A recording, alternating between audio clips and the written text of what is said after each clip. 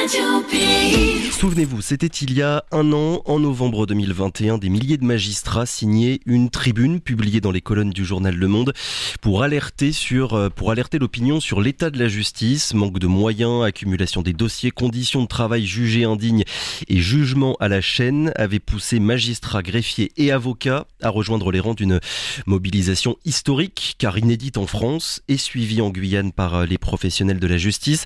Entre-temps, et malgré les annonces de la chancellerie d'embaucher 1500 magistrats au niveau national, c'est peu dire que l'institution reste à la peine.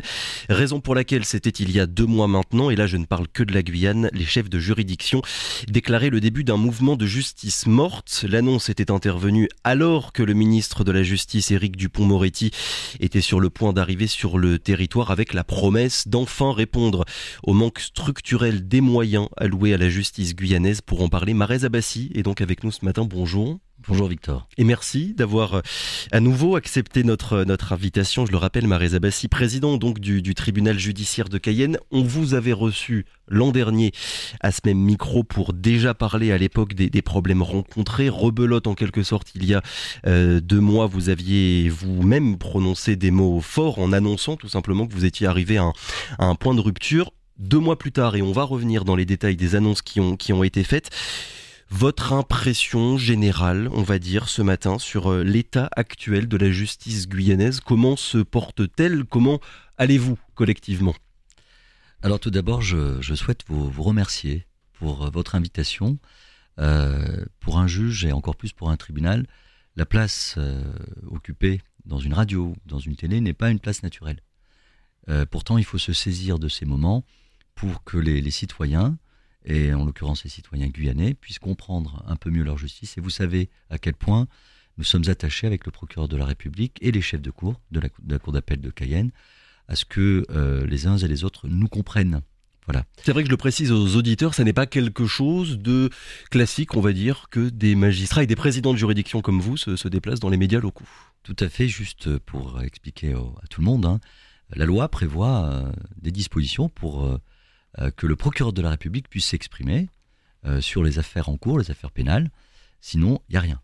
Donc, à chaque fois, il faut jauger le bon moment pour intervenir. Et aujourd'hui, vous l'avez rappelé, Victor, il y a deux événements majeurs qui justifient que j'ai répondu présent à votre invitation. Le premier événement, c'est l'anniversaire, vous en parlerez un peu plus tard, du mouvement qui avait été lancé il y a un an, la tribune des 3000, sur le délabrement prononcé de la justice et le ras-le-bol de magistrats, notamment de jeunes magistrats, qui avaient sonné le tocsin et indiqué qu'il fallait agir.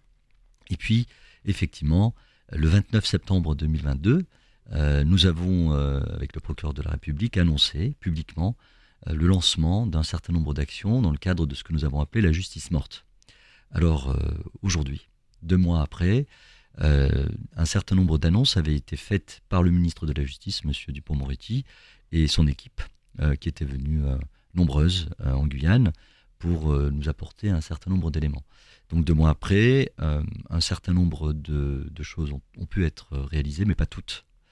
Donc nous avions indiqué que nous ne reprendrions le cours de la justice qu'à partir du 1er janvier ou du 2 janvier 2023, sauf si nous avions vraiment les moyens qui seraient arrivés en masse, ce qui n'est pas encore le cas. Voilà. Donc on nous avait annoncé un certain nombre de moyens pour octobre et novembre. Nous sommes aujourd'hui... Qui se font toujours attendre ? Voilà, pour la plupart se font attendre encore, qui arriveront entre le 15 décembre et le 1er février. On en parlera peut-être un peu plus dans le détail, ce qui ne nous permet pas aujourd'hui, ce qui ne nous a pas permis de reprendre de façon anticipée. Je tiens juste à dire, et c'est important que tout le monde comprenne, un tribunal, ce n'est pas un président ou un procureur. Un tribunal, c'est des fonctionnaires, des agents. En Guyane et pour Cayenne, on est à une centaine d'agents en totalité, et c'est des juges et des procureurs.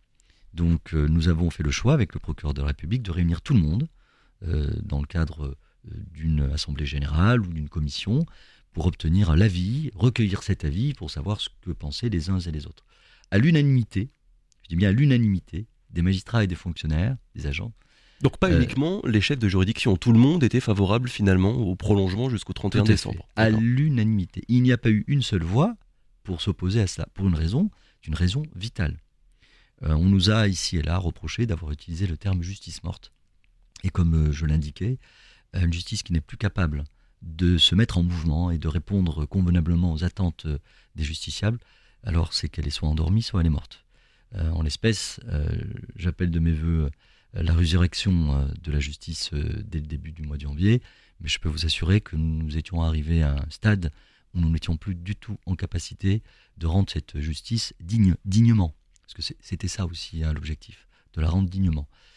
Quelques chiffres très rapidement. Aujourd'hui, quelqu'un qui veut être jugé en correctionnel pour des infractions, pas forcément gravissimes, mais pour une infraction, ça peut être des faits de violence, ça peut être des délits routiers importants, qui veut classer d'une certaine façon cette affaire et dire bon, très bien, j'attends la réponse judiciaire pour rebondir, pour revivre.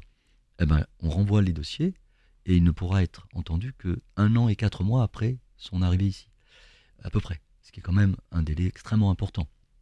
Vous imaginez les victimes et également à qui nous pensons en tout premier lieu qui doivent attendre un délai important. On retrouve ces mêmes délais au niveau national ou bien ceux de la Guyane sont particulièrement longs? On les retrouve malheureusement dans la plupart des juridictions, mais ils sont tout à fait inacceptables. Vous avez un certain nombre de juridictions qui fonctionnent très bien. Alors il n'y a pas de secret. Pour que les choses fonctionnent, il faut des moyens en hommes et des moyens en matériel. On va revenir évidemment du coup sur ces renforts qui ont été annoncés, mais d'abord est-ce que vous pourriez nous raconter, Marez Abbassi, pour ceux qui vous écoutent et qui ne connaissent pas forcément bien le fonctionnement d'un tribunal, savoir ce que ça signifie, qu'est-ce qui se passe ou plutôt qu'est-ce qui ne se passe plus depuis maintenant près de 2 mois? C'est très simple. Vous avez un certain nombre de personnes qui sont convoquées au tribunal. Certains vont pouvoir être entendus et avoir une décision. Alors, qui sont ces personnes? Ce sont tout ce qui concerne notamment le droit de la famille, un divorce, une pension alimentaire. Nous avons considéré qu'un enfant, qu'une mère isolée, ne pouvait pas ne pas avoir une pension alimentaire. Un enfant doit pouvoir répondre et avoir une réponse et être pris en charge. Donc tout ce qui concerne des matières comme le droit de la famille, la justice des mineurs, donc les mineurs, les enfants, tout ça fonctionne normalement. Le JLD également, le juge des libertés et de la détention, voilà, les comparutions immédiates, urgent. Exactement, D'accord. Tout ce qui est urgent, et pour que les gens comprennent, tout ce qui souvent a un écho avec la prison. Voilà. Donc tout ce qui tourne autour des affaires graves, où la prison est un enjeu. J'écoutais avec attention le flash info de votre radio, j'ai calculé la moitié de vos nouvelles concernaient la justice. La moitié. Que ce soit les mules à l'aéroport ou que ce soit l'agression d'un médecin. Donc sachez que pour tout ce qui est grave, le tribunal fonctionne, il n'est pas à l'arrêt. Qu'est-ce qui ne fonctionne pas? Tout ce qui ne relève pas d'une peine d'emprisonnement, tout ce qui n'est pas urgent, n'est plus jugé. Or, c'est la majorité des dossiers. Donc l'activité correctionnelle, l'activité du tribunal de police ne fonctionne plus. Donc toutes ces personnes qui attendent d'être jugées, alors pour que les gens comprennent, c'est une cinquantaine, soixantaine, parfois plus de 80 personnes par semaine, qui aujourd'hui ne peuvent pas être jugées. Alors toutes les infractions correctionnelles du tribunal de police sont renvoyées et ne pourront être jugées que l'année prochaine. Pour qu'on visualise 2024, Victor. Pour qu'on visualise à peu près les dossiers urgents, ça représente quel pourcentage, on va dire, de l'activité du tribunal? Je dirais les dossiers urgents représentent un tiers. Mmh. Donc il y a 2 tiers des juridictions, des décisions et des positions et des affaires non urgentes. Alors non urgente, attention Victor, elle n'est pas urgente pour nous deux là, avec un micro devant nos bouches. Elle est urgente pour les personnes. Et je pense à ces victimes. Une violence conjugale, il n'y a pas d'emprisonnement, mais un éloignement. Une victime qui nous entend aujourd'hui ne peut pas accepter l'idée qu'on dise que c'est pas urgent. Pour elle, elle est urgente. C'est pour ça que c'est un crève-cœur pour l'ensemble des magistrats. Alors j'ai une pensée aujourd'hui aussi particulière pour les avocats. C'est justement une des questions que j'allais vous poser, un mot sur les avocats qui ont souffert de votre mobilisation, parce que qui dit réduction de votre activité pour les magistrats dit réduction de leur chiffre d'affaires à eux. Financièrement, ça n'a pas été facile. Alors, il y a le chiffre d'affaires et puis il y a le souhait de participer au service public de la justice, chevillé au corps pour chaque avocat. Moi, je ne connais pas un seul avocat qui ne veut pas participer, œuvrer, aider, soutenir, accompagner Donc j'ai une pensée particulière pour ces avocats qui vivent, et c'est tout à fait légitime, ces actions comme quelque chose de très dur. Alors je sais que dans leur écrasante majorité, ils nous comprennent et qui nous accompagnent et qui nous soutiennent. Mais encore une fois, nous comprenons parfaitement les difficultés, qu'elles soient économiques, mais qu'elles soient aussi ontologiques, c'est-à-dire dans l'esprit même et la philosophie même de ce pourquoi ils ont un jour prêté serment. Voilà. Retour à la normale le 1er janvier, en tout cas, c'est ce que vous nous confirmez, ce que vous nous annoncez ce matin. Tout à fait. Alors le 2 janvier, le 1er janvier est un jour férié. Évidemment. Je crois que vous-même, vous serez au repos, Victor. Peut-être pas. Peut-être pas. Bon, en tous les cas, le 2 janvier, nous reprendrons une activité de façon tout à fait normale avec, et c'est pour ça aussi que j'ai accepté votre invitation, la nécessité pour tous de comprendre que les choses vont reprendre progressivement. On ne pourra pas non plus rattraper en un mois des mois où nous avons décidé de mettre en œuvre ces actions. Oui, on était à 6000 dossiers en attente il y a quelques mois, dont 1600, c'est ce que vous me disiez tout à l'heure, rien qu'à Saint-Laurent. Je suppose qu'on est toujours sur ces mêmes chiffres-là aujourd'hui. Malheureusement, ils augmentent. Donc on était juste au-dessus de 6000 décisions, alors que les gens comprennent à quel point ça peut faire l'objet d'une véritable démotivation pour le personnel de justice. C'est-à-dire que lorsque l'on juge quelqu'un, s'il n'y a pas d'effet, s'il n'y a pas de mise en œuvre, à quoi ça sert de le juger? Donc aujourd'hui, 6000 décisions, imaginez tout ce que cela a demandé comme temps, comme peine. Plus de 6000 décisions ne sont pas exécutées. Donc il faut du temps. Et je souligne que le ministère de la Justice a pris la mesure de cela, puisque nous avons conclu à un certain nombre de moyens qui vont arriver pour permettre pendant 1 an à 2 ans, peut-être même, sous l'égide du procureur de la République et bien sûr avec le siège, c'est-à-dire les juges, tout mettre en œuvre pour résorber ce retard. Alors justement, on va revenir sur les annonces faites par Éric Dupond-Moretti. Arrivée dès le mois de janvier d'une brigade de soutien d'urgence avec, je reprends les annonces du ministre à l'époque, 4 magistrats du siège, 3 magistrats du parquet et 3 nouveaux greffiers. Arrivée également de contractuels en attendant que 5 nouveaux postes soient créés, 5 nouveaux postes de magistrats soient créés d'ici septembre prochain. On en est où là, Maresa Bassi, en ce début de mois de décembre, sur toutes ces annonces qui ont été faites? Alors, que les chiffres ne soient pas les quelques arbres qui cachent la forêt. Très simplement, donc, nous avons besoin de beaucoup de magistrats et de greffiers. Pour faire simple, du côté des juges, il nous faudrait 15 juges supplémentaires. Du côté des procureurs, il en faudrait 4-5. Du côté des greffiers, nous avions estimé à plus de 50 le nombre de greffiers qu'il faudrait. Alors, oui, on parle même parfois il faudrait doubler les effectifs si on prend les critères du Conseil de l'Europe. On n'est pas sur ces bases-là avec les annonces qui ont été faites. Exactement. Doubler, ce ne serait pas du luxe.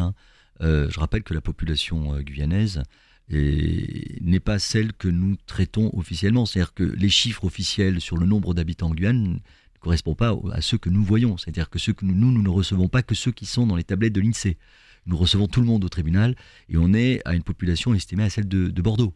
Donc on a plus de 400 000 Guyanais, en tout cas personnes qui vivraient sur ce territoire, ce qui en fait encore une fois le tribunal de Bordeaux. Et le tribunal de Bordeaux, c'est 3 à 4 fois les moyens qui sont alloués à Cayenne. Voilà. Donc il y a ce que nous avons demandé, avec bien entendu un nombre important, et à ce que nous avons obtenu. Alors, pour les brigades, ça c'est un point important, il n'y avait jamais eu en France, que ce soit dans l'histoire classique ou l'histoire moderne, de brigades, c'est-à-dire de magistrats désignés pour venir aider d'autres territoires et donc quitter leurs tribunaux naturels. Donc pour que les gens comprennent bien, un juge qui est à Grenoble, Aix-en-Provence, à Douai, va quitter son poste pendant 6 mois et 1 jour pour venir en Guyane nous aider, purement et simplement. On va lui mettre à disposition un bureau, il va pouvoir travailler avec des greffiers, et celui-ci, qui était à Aix-en-Provence, juge aux affaires familiales, va être juge à Cayenne. Et donc ce sont eux qui vont arriver dans les jours, semaines qui viennent. Exactement, début février. Donc on va avoir 4 juges qui vont arriver, 2 au pénal, 2 qui vont aider les services pénaux et 2 qui vont aider les services civils. Chez le parquet, au parquet, donc côté procureur, 3 magistrats effectivement, et en fait côté greffe nous allons demander au moins, plus, on nous en a donné 3. Il semblerait peut-être que la voilure soit plus importante compte tenu des difficultés auxquelles nous devons faire face. Donc pour les brigades, ce que nous appelons les brigadiers, les collègues les ont appelés avec un peu d'humour les brigades du Jaguar, les brigades du Tigre, ça c'est pour les plus anciens, pour ceux qui s'en souviennent. Donc ces brigadiers devraient arriver début février. S'agissant des contractuels par contre, nous les avions demandés très vite, dès le mois d'octobre, nous ne les avons toujours pas obtenus. Ils devraient arriver à la mi-décembre. c'est-à-dire bien 1 mois et demi, 2 mois après notre appel. Et donc ça, ce sont des renforts éphémères, dirons-nous, en attendant la création de postes d'ici le mois de septembre prochain, c'est bien ça ? Exactement. Alors les brigades, donc ces personnes qui viennent nous aider, effectivement c'est temporaire, c'est 6 mois et 1 jour, donc on attend nous des vraies créations de postes à partir de septembre 2023. On va avoir un 5e juge d'instruction, un 3e juge des libertés et de la détention et deux nouveaux juges. On a un 3e juge de l'application des peines puisque la prison, le centre pénitentiaire de Guyane explose littéralement et nous avons besoin d'un 3e juge pour s'occuper de ces personnes condamnées. C'est vraiment suffisant, Marez Abbassi, ou bien compte tenu des difficultés que la justice guyanaise rencontre et traverse depuis longtemps, on finit par se satisfaire d'annonces qui pourraient, au conditionnel, c'est pour ça que je vous pose la question, être considérées comme insuffisantes?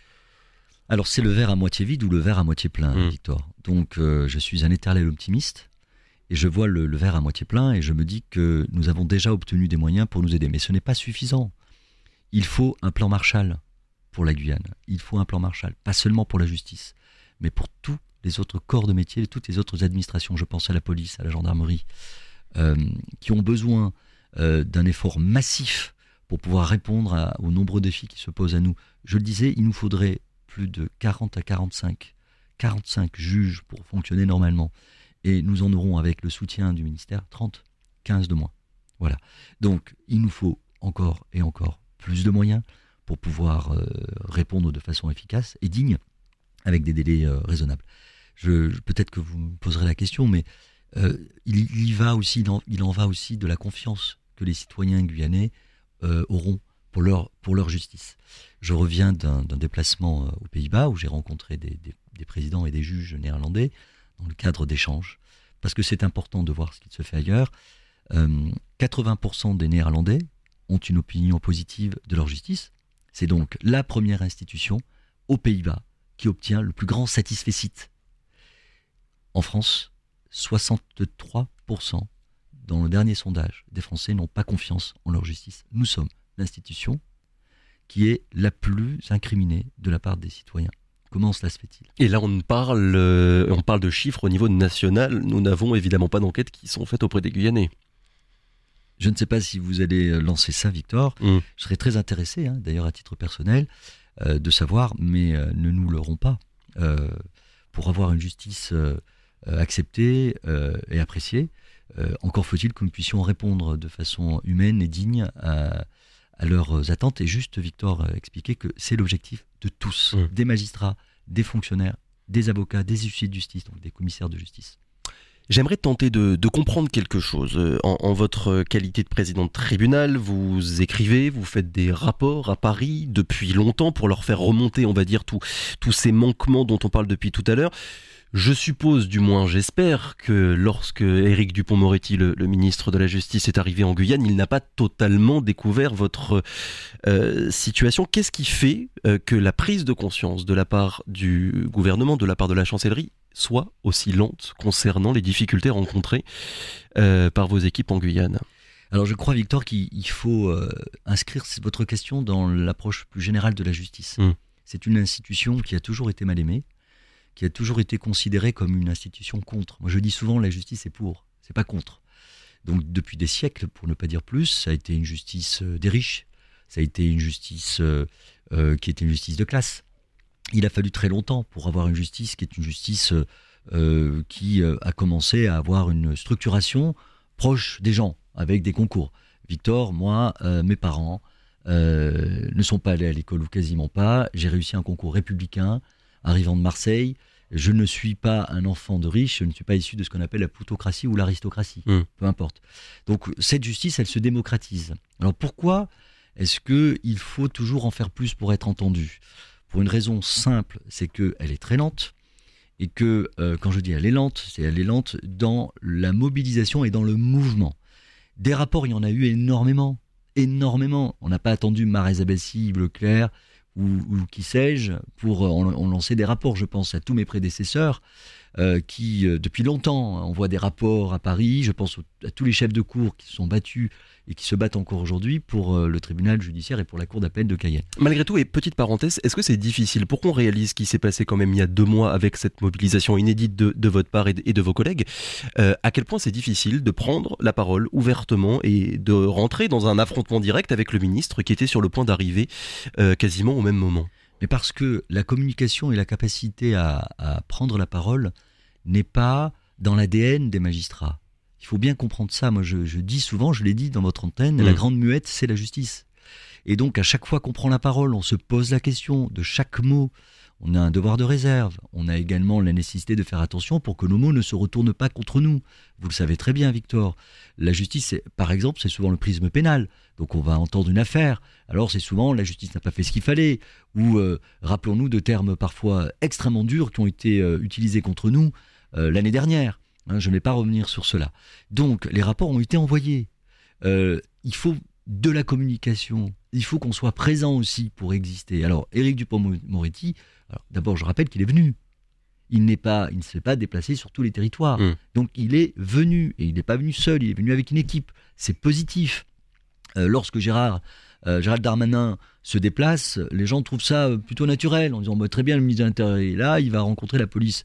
Et disons-nous que le ministre de Moins la de 24 heures tout de même pour le ministre de l'Intérieur. C'est vrai. Et le ministre de la Justice est resté plus longtemps. Un petit peu plus longtemps. Voilà, peut-être qu'aussi les magistrats et les fonctionnaires avaient besoin d'encore plus d'écoute. Voilà. Mais cela dit, je crois qu'il avait les rapports, qu'il avait les éléments. Après, à nous de lui rappeler à chaque fois. Alors, sur ce point-là, il faut insister sur le fait qu'il n'y a jamais eu autant d'augmentation de budget de la justice. Depuis quelques années, c'est un fait. Le ministère de la Justice et la chancellerie donc, est l'une des seules administrations à avoir autant d'augmentation, autant de budget. Et pourtant, c'est l'une des administrations qui souffre le plus. Alors, je prends une image qui est violente. Et vraiment, c'est juste pour comprendre. C'est comme si vous aviez une personne qui était malade, en phase terminale, à qui vous allez faire une chimiothérapie très lourde, et la chimio démarre avec des effets terribles, et vous lui disiez les yeux dans les yeux, souriez, vous avez de quoi être heureux. Non, on ne sourit pas sur le coup. Voilà. Ça prendra du temps. Ça prend du temps. La guérison, combien de temps la guérison va prendre du temps. Je pense, alors, côté magistrat, mais surtout côté greffier. Pensons aux greffiers, sans qui la justice ne peut pas être rendue. Il va falloir des années parce qu'il faut les former, il faut les recruter. Dans cette antenne, vous avez reçu une directrice de greffe et une greffière, et je vous en remercie, Victor, qui ont parlé du concours national à recrutement local. Avec affectation locale. Exactement. Cette affectation locale, et je m'adresse à tous les jeunes Guyanais ou moins jeunes, passez le concours, venez nous aider, rejoignez-nous au tribunal. Le milieu de la justice est un milieu passionnant, on a besoin de vous. Il n'est pas la peine de dire partout, regardez, vous n'avez pas de Guyanais, mais ne pas passer le concours. Donc je m'adresse à vous, inscrivez-vous. Le concours, l'inscription est ouverte depuis quelques semaines. Je le reprécise quand même pour celles et ceux qui auraient peut-être loupé un épisode, il y a donc ce concours pour recruter des greffiers dans les juridictions guyanaises, donc avec une affectation locale. C'est le cas pour la Guyane, c'est le cas aussi, il faut le préciser, pour Mayotte. Ça témoigne d'un changement dans la prise de conscience, c'est ce qu'on se disait tout à l'heure, la prise de conscience de la part de la chancellerie, de recruter enfin des personnes sur place. Tout à fait. Nous sommes en train d'assister à une sorte de virage dans l'approche jacobine, exactement. Centralisatrice. Tout à fait. On est en train de voir quelques brèches extrêmement intéressantes sur une approche hyper centralisée parisienne qui consiste à prendre en compte véritablement les spécificités locales. Alors il faut du temps pour recruter, il faut du temps pour former. Je rappelle qu'un greffier, c'est 18 mois en général de formation. Ça peut être raccourci bien entendu, c'est 18 mois. Un magistrat, c'est quasiment 3 ans. On est à plus de 2 ans et demi.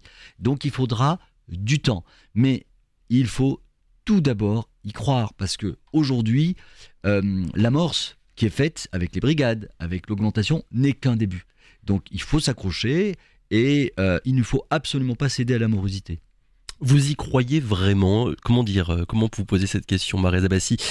Pour celles et ceux qui ne connaîtraient peut-être pas le fonctionnement, on va dire, de la justice, est-ce que vous êtes totalement libre dans vos prises de parole médiatiques? C'est important aussi de savoir ce qu'un statut professionnel permet et ce qu'il ne permet pas. Est-ce que votre optimisme, il est réel, il est authentique?